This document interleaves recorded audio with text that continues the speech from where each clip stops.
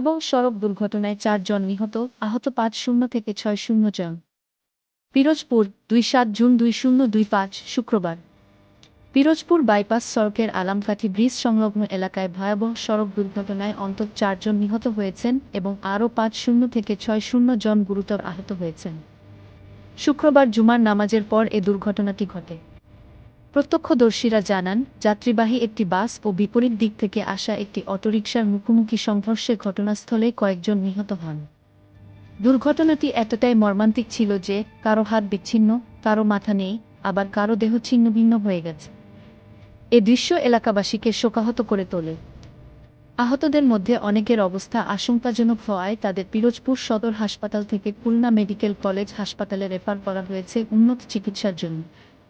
Pirojpur fire service, police ও স্থানীয়রা দ্রুত উদ্ধার কাজে অংশ নেয়। দুর্ঘটনার কারণ খতিয়ে দেখতে ইতোমধ্যে তদন্ত শুরু করেছে প্রশাসন। এ ঘটনায় পুরো এলাকায় শোকের ছায়া নেমে এসেছে।